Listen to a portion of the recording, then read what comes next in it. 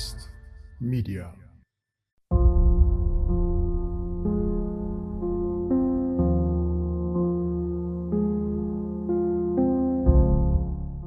ቀጣዩ አገራዊ ምርጫ የሀገሪቱ የፖለቲካ ምህዳርና የፖለቲካ ፓርቲዎች ከጠቅላዩ ጋር ያደረጉት ውይይት። በሀገሪቱ በተለይ በአማራና ኦሮሚያ ክልሎች ያለው የጸጥታ ሁኔታ አሁንም አሳሳቢ ነው። ትጥቅ አንግበው የሚንቀሳቀሱ ታጣቂ ቡድኖች ከፌደራል መንግስቱ ጋር የሚያደርጉት ፍልሚያ የመቆም አዝማሚያ አይታይበትም። በሌላ በኩል የምርጫ ጊዜ ከመቃረቡ ጋር ተያይዞ በፌደራልና በክልል ደረጃ የሚንቀሳቀሱ የፖለቲካ ፓርቲዎች በቀጣዩ ምርጫ ገዢውን ፓርቲ ለመገዳደር ምን ያክል ተዘጋጅተው ይቀርባሉ የሚለው ጥያቄ መነሳቱ አይቀርም። በቅርቡ የታጣቂ ቡድን ተወካዮችን ጨምሮ የተለያዩ አመለካከቶች የሚያራምዱ የፖለቲካ ፓርቲዎች፣ አክቲቪስቶችና ታዋቂ ግለሰቦች የተሳተፉበት አንድ የኦንላይን የውይይት መድረክ በኢትዮጵያ ዘላቂ ሰላም እንዲመጣ፣ መንግስታዊ የሥርዓት ለውጥ እንዲመጣ ልዩነታቸውን ወደ ጎን አድርገው በጋራ ለመስራት መክረዋል። ምንም እንኳን ተሳታፊዎቹ ይህም ቢሉም በጣም የሰፋ የፖለቲካ ዓላማና ግብ ያላቸው እንደመሆኑ መጠን ሐሳባቸውን እንዴት ባለ መልኩ ሊያሳኩ ይችላሉ የሚል ጥያቄ ማስነሳቱ አልቀረም። ውድ የማግስት ሚዲያ ቤተሰቦች፣ በዛሬው ዝግጅታችን እነዚህን ርዕሰ ጉዳዮች እናነሳለን። አብራችሁን እንድትቆዩ በአክብሮት እንጠይቃለን።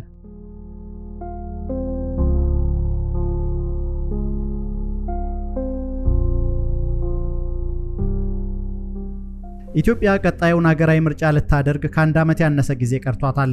በመጪው ዓመት የሚጠበቀው ምርጫ እውን በተሳካ መልኩ ይከናወን ይሆን የሚሉ ጥያቄዎች በርክተዋል። እዚህም እዚያም የሚስተዋለው የጸጥታ ችግር ሳይቃለልና አገራዊ ምክክሩ ሳይጠናቀቅ የሚደረገው ምርጫ ምን መልክ ይኖረዋል የሚለው ጥያቄ መልስ ያሻዋል። በቅርቡ የታጣቂ ቡድን ተወካዮችን ጨምሮ የተለያዩ አመለካከቶችን የሚያራምዱ የፖለቲካ ፓርቲዎች፣ አክቲቪስቶችና ታዋቂ ግለሰቦች የተሳተፉበት አንድ የኦንላይን የውይይት መድረክ በኢትዮጵያ ዘላቂ ሰላም እንዲመጣ፣ መንግስታዊ ስርዓት ለውጥ እንዲመጣ ልዩነታቸውን ወደ ጎን አድርገው በጋራ ለመስራት ሲመክሩ ተደምጠዋል። ምንም እንኳን ተሳታፊዎቹ በጣም የሰፋ የፖለቲካ ዓላማና ልዩነት ያላቸው ቢሆንም ልዩነታቸውን በማጥበብ በጋራ በተስማሙባቸው ጉዳዮች ላይ ለመስራት መክረዋል። ስብስቡ አብሮ ለመስራት የሚያስችል የፖለቲካ አካሄድ ለውጥ አምጥተው ወይስ የጠላት ወዳጄ ብለው ነው የሚል ጥያቄ ይነሳበታል። ይሁንና እንዴት ባለ መልኩ ሐሳባቸው ሊሳካ ይችላል የሚል ጥያቄ ማስነሳቱም አልቀረም። ሆኖም ተቃዋሚዎች የሀገሪቱ ዋነኛ ስጋት ያሉትን መንግስት ለማስወገድ በአንድ መድረክ ተሰባስበው መክረዋል። መድረኩ ትልቅ እመርታ ተብሎ የተወደሰውን ያክል ከመንግስትና ከደጋፊዎቹ ትችት ተሰንዝሮበታል። ኢትዮጵያ ውስጥ የመንግስታዊ ስርዓቱን ለማስወገድ የተለያዩ ዓላማዎች ሰንቀው የሚንቀሳቀሱ ታጣቂ ቡድኖች ዓላማቸውን በኃይል ለማሳካት እየሞከሩ ነው። በሌላ በኩል ደግሞ በሰላማዊ የፖለቲካ ትግል ውስጥ የሚንቀሳቀሱት ተቃዋሚ የፖለቲካ ፓርቲዎችም ቢሆኑ በያዙት መንገድ በነጻነት ለመንቀሳቀስ ገዢውን ፓርቲ ለመገዳደር የዲሞክራሲ ምህዳሩ እንደጠበበ እየገለጹ ነው። ለዚህም ሲፈጸሙባቸው የነበሩ የፓርቲ መሪዎች እስራትና ወከባ፣ የቢሮ መዘጋትና አባላትን የማሳደድ ተግባራትን እንዳስረጅነት ያቀርባሉ። ይህን ተከትሎ ኢትዮጵያ አሁንም ለትጥቅም ሆነ ለሰላማዊ የፖለቲካ ትግል ምቹ እንዳልሆነች እየተነገረ ባለበት ሰዓት ነው እንግዲህ ሀገራዊ ምርጫ ለማስተናገድ ዝግጅት እየተደረገ የሚገኘው።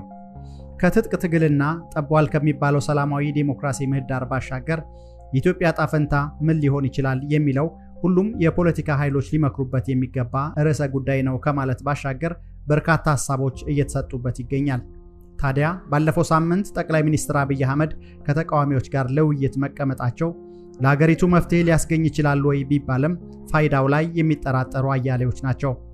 በቅድሚያ በሀገሪቱ የሚሰማው የጥይት ድምፅ ጸጥ ሊሰኝ፣ ነፍጥ ያነገቡትን ጨምሮ በሀገሪቱ የሚገኙ የፖለቲካ ኃይሎች ሁሉ አካታች ወደሆነ ውይይት ሊመጡ ይገባል የሚለው ቅድሚያ የሚያስፈልገው ጉዳይ ነው።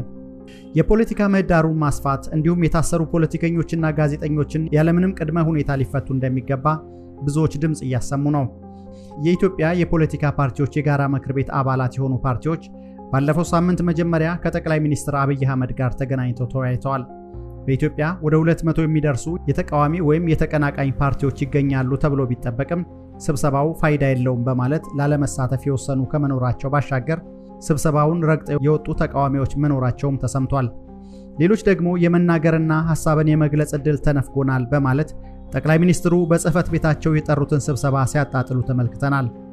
ጠቅላይ ሚኒስትሩ አቀዱት የተባለው ከተቃዋሚ ፓርቲዎች ጋር የተደረገው ውይይት በርካታ ትችቶች ተሰንዝሮበታል። ከ97 በመቶ በላይ የሚሆነውን መቀመጫ በፓርላማ የያዘው ገዢው ፓርቲ ተቃዋሚ ፓርቲዎች ንቁ ተሳትፎ እንዳያደርጉ አቅም አሳጥቷቸዋል የሚል አመክንዮ ከፖለቲካ ልሂቃን በኩል ሲነገር መቆየቱ አይዘነጋም። ይሁንና ይህ ከጠቅላዩ ጋር የተደረገው ውይይት ተቃዋሚ ፓርቲዎቹ ያላቸውን ጥያቄ በቀጥታ አቅርበው በቂ ምላሽ አላገኘንም የሚል ስሞታ ሲያቀርቡ ተደምጠዋል። ተቃዋሚ ፓርቲዎች በውይይቱ ላይ ካነሷቸው ነጥቦች መካከል በሀገሪቱ የፖለቲካ ምህዳር መጥበብ፣ የተቃዋሚ ፓርቲዎች ላይ የሚታየው ጭቆና፣ ዛቻና ስራትን ጨምሮ የታሰሩ ተቃዋሚዎች እንዲፈቱ ያቀረቧቸው ጥያቄዎች ናቸው።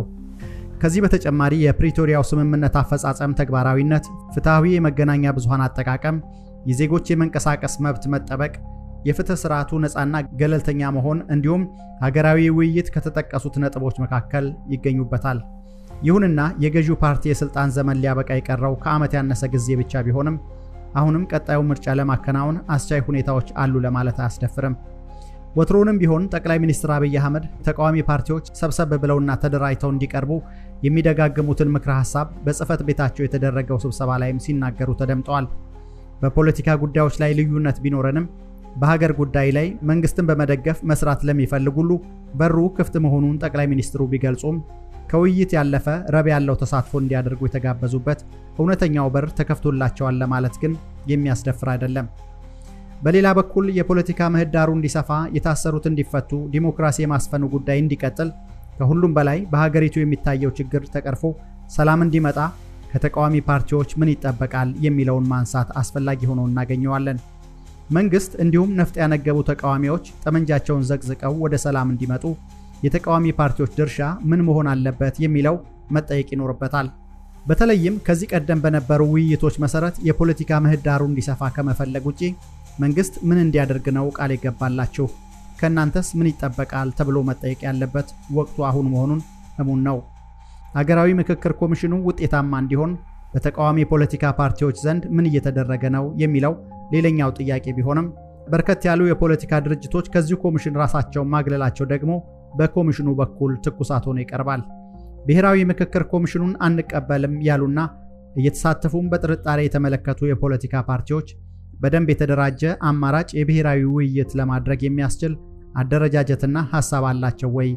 በሽግግር መንግስት ስም ስልጣንን ለመቀራመት ተብሎ ከሚወቀሱበት ሐሳብ ባሻገር አካታችና ሁሉን አቀፍ የሆነ የውይይት ፍኖተ ካርታ አላቸው ወይ በሚለው ሐሳብ ሊሞገቱ ይገባል። የሀገራዊ ምክክር ኮሚሽኑን ውጤታማነት ከተጠራጠሩትና ራሳቸውን ከምክክሩ ካገለሉት መካከል ኦፌኮን ጨምሮ ኦነግና አንዳንድ የኦሮሞ ፖለቲካ ፓርቲዎች ይገኙበታል። የእነዚህ ተቃዋሚዎች በሀገራዊ ምክክር አለመሳተፍ፣ የሰላማዊ ምህዳር መጥበብ፣ የመገናኛ ብዙሃን አፈና፣ የሲቪል ማህበረሰቡ ላይ እየደረሰ ያለው ማዋከብ እዚህም እዚያም ከሚነሳው የጸጥታ ስጋት ጋር ተደማምሮ መጪውን አገራዊ ምርጫ የመሳካት ሁኔታ አጠራጣሪ ካደረጉት መካከል ዋነኞቹ ናቸው። ይሁንና ጠቅላይ ሚኒስትር አብይ አህመድ ስብሰባውን ረግጠው ለወጡ ፓርቲዎች በስብሰባ ላይ ያልተገኙትን ፖለቲከኞች ድሮንም አዲስ ሐሳብ የላቸውም፣ መጡም ቀሩም የሚያበረክቱት ነገር የለም ሲሉ ወቀሳ ሰንዝረዋል። ይህንን የጠቅላይ ሚኒስትሩን ትችት አስመልክተው ምላሽ የሰጡት የኦፌኮ መሪ ፕሮፌሰር መራራ ጉዲና በበኩላቸው አንዳች ፋይዳ የሌለው ስብሰባ ነው ሲሉ የጉባኤውን አጠቃላይ ዓላማ ሲወቅሱ ተሰምተዋል። ወትሮንም ቢሆን ብልጽግና ፓርቲ በሚያዘጋጀው ስብሰባ የመገኘት ልምድ የሌላቸው ፕሮፌሰር መራራ እንዲህ ካለው ስብሰባ የሚገኝ አንዳች ትርፍ የለም በማለት ጠቅላይ ሚኒስትሩን ጨምሮ በስብሰባው የተሳተፉትን የፖለቲካ ድርጅቶች ወቅሰዋል።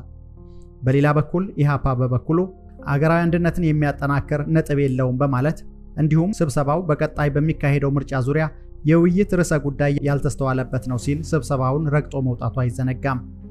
በተለይም ሐሳባቸውን ለመግለጽ ያልተፈቀደላቸው ፓርቲዎች መኖራቸውንና ለተወሰኑ የፖለቲካ ድርጅቶች ተመርጦ እድል መሰጠቱ ያስኮረፋቸው በርከት ያሉ መሆናቸው ተገልጿል። ጠቅላዩና የተቃዋሚ ፓርቲ መሪዎች ያደረጉት ውይይት የብልጽግናንና የጠቅላይ ሚኒስትሩን ምስል ከማጉላት ባለፈ ለተቃዋሚዎች አንዳችም የሚፈይደው ነገር የለም። ምክንያቱም በተራራቀ ጽንፍ የቆሙ የፖለቲካ ኃይሎች በዋና ዋና ጥያቄዎች ላይ ደፍረው መነጋገርና መፍትሄ ማምጣት ካልቻሉ ጉንጭ አልፋ ውይይት ከመሆን አያልፍም። በጠቅላይ ሚኒስትር ጽህፈት ቤት ቅጥር ግቢ የተሰናዳው የምክክር መድረክ ቀጣዩ ሀገራዊ ምርጫ የተሳካ እንዲሆን በሚልና ከተቃዋሚዎች ጋር መነጋገር አስፈላጊ ነው ተብሎ ቢታመንበትም የተለያዩ ሐሳቦች የተንጸባረቁበት ነበር ማለት ይቻላል። በአወዛጋቢነቱ የቀጠለው የኢትዮጵያ ፖለቲካ ብሔራዊ ምክክር ኮሚሽኑ በተራዘመለት ጊዜ ስራውን እየሰራ ነው ተብሎ ቢገለጽም ውጤታማነቱ ላይ ጥርጣሬ አለ። ብሔራዊ ምርጫ ቦርድ መጪውን አገራዊ ምርጫ ለማድረግ ፈቃጅና አስቻይ ሁኔታዎች ባሉባቸው አካባቢዎች ምርጫ ለማድረግ ዝግጅት እያደረገ መሆኑን መግለጹ አይዘነጋም።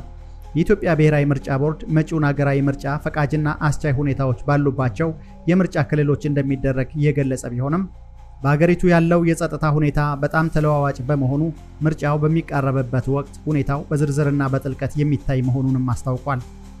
ቦርዱ ይህንን ያስታወቀው የ7ኛው አገራዊ ምርጫ ቅድመ ዝግጅትና ተያያዥ ጉዳዮችን በተመለከተ ግንቦት 25 2017 በሰጠው መግለጫ ነው። የቦርዱ ሰብሳቢ ሚላትወርቅ ኃይሉ ምርጫን ለማድረግ በየአካባቢዎቹ አስቻይ ሁኔታ መኖር የግድ አስፈላጊ እንደሆነ በዚሁ መግለጫ ላይ አመልክተዋል። ቦርዱ በሁሉም አካባቢ ምርጫ አካሂዳለሁ ብሎ ነው ያቀደው። አሁንም በሁሉም አካባቢ ምርጫ እናደርጋለን ብለን ነው የምናቀደው ሲሉ ሚላትወርቅ ተናግረዋል። በሰኔ 2013 ዓ.ም በተካሄደው 6ኛው ጠቅላላ ምርጫ የሕዝብ ተወካዮች ምክር ቤት ካሉት 547 መቀመጫዎች ውስጥ 102 በሚሆኑት ላይ ምርጫ ለመካሄዱ የሚታወቅ ነው። የተወደዳችሁ የማግስት ሚዲያ ቤተሰቦች ለዛሬ ያዘጋጀንላችሁ ይህን ይመስል ነበረ። ገጻችንን ላይክና ሰብስክራይብ በማድረግ ወዳጅነታችንን እናጠናክር እንላለን። ሰላም።